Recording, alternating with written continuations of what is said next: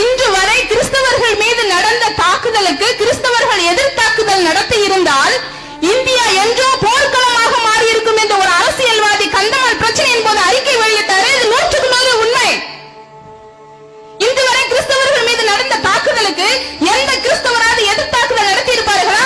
மௌன ஊர்வலம் என்ற பெயரில் அமைதியான முறையில் தங்களுடைய எதிர்ப்பை வெளிக்காட்டி இருக்கிறார்கள். அதற்கு காரணம் தெய்வ பயம்.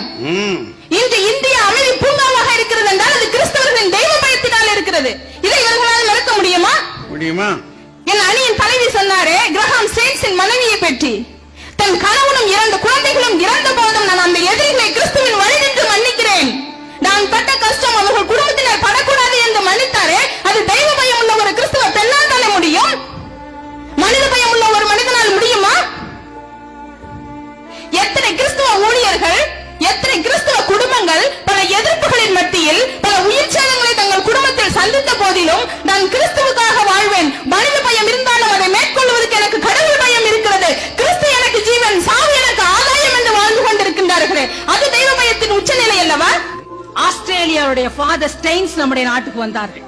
ஒரு குடும்பமாக வந்து தேவ பணியை செய்து கொண்டிருந்தார்கள். அதிலே அவர்கள் உயிரோடு பிள்ளைகளோடு எரிக்கப்பட்ட பொழுது அவர்களுடைய மனைவியும் ஒரு பெண் பிள்ளையும் மட்டுமே இங்கே தங்கி இருந்தார்கள். அந்த அம்மாக்கு நல்லா தெரியும், தேவ பயத்திலே நிறைந்த பெண்மணி. தேவ பயம் என்றால் தேவ விசுவாசம், அடுத்து விசுவாசம், அன்பு, இவையெல்லாம் பயத்தின் நியதிகள். அந்த தேவ விசுவாசத்திலே ஆழங்கால் பட்ட அந்த நங்கை நல்லா என்ன சொன்னாங்க, நான் உடனே இதுக்கு பயந்துட்டு எங்க ஊருக்கு போக மாட்டேன்.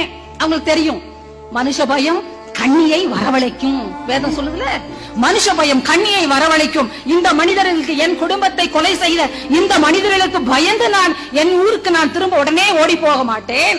நான் இருந்து என் கணவன் விட்டு சென்ற இறைப்பணியை தொடர்ந்து செய்வேன். இவர்களை எல்லாம் நான் மன்னித்து விட்டேன் என்று மன்னிப்பு என்ற ஒரு வார்த்தையை அங்கே அந்த பெண்மணி நல்கிறார் என்றால் அவள் மனதிலே எவ்வளவு தூரம் விசுவாசம் இருக்குங்க.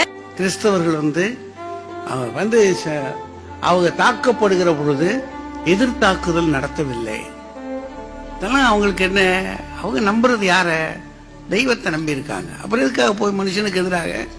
கர்த்தருக்கு பயப்படுதலே ஞானத்தின் ஆரம்பம்.